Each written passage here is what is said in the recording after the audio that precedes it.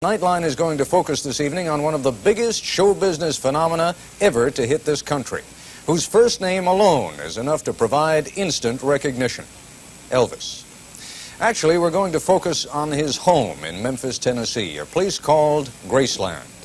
On August 17th, 1977, the day before Elvis Presley's funeral, some 75,000 fans visited Graceland, just the estate.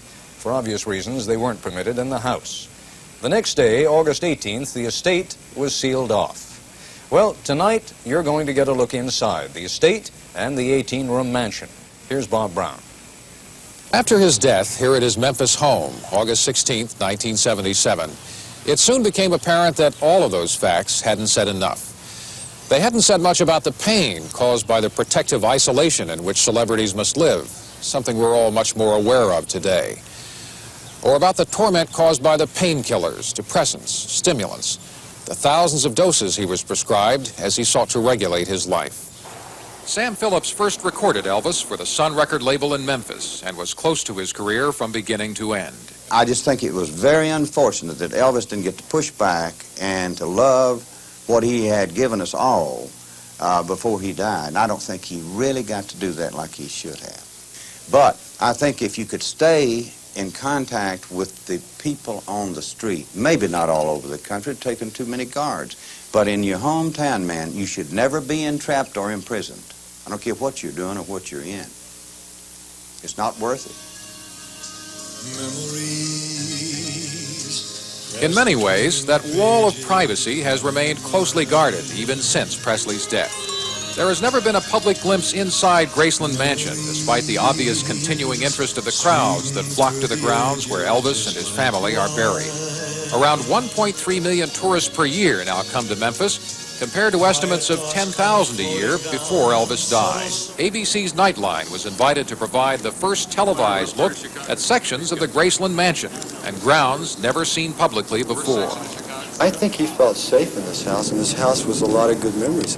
We went with Jerry Schilling, who was a personal aide and close friend to Elvis, and Joe Esposito, who helped manage Elvis's financial affairs for 18 years. We were not allowed access to the second-story room where he died, but we were taken through areas where a number of his personal effects remain just as they were when he lived here.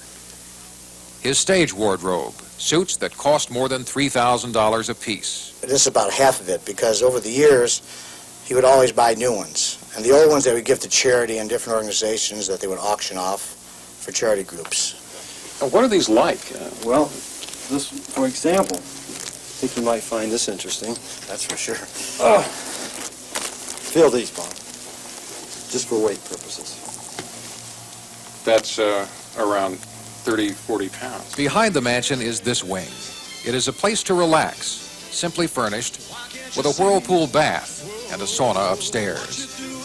The building also houses a racquetball court, where friends say Elvis sometimes played alone during bouts of insomnia all night long, afterwards still requiring medication to sleep.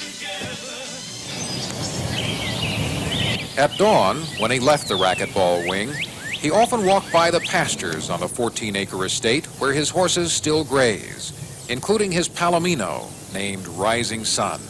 The horse is now 25.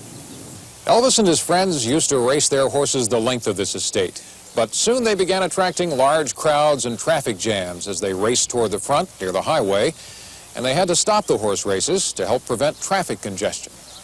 How much is all this worth now?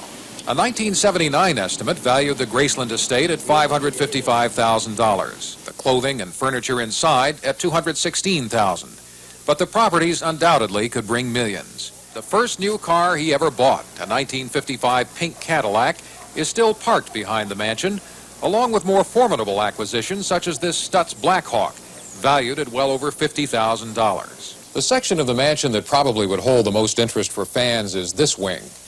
Elvis once put the world's largest slot car racing track in this room.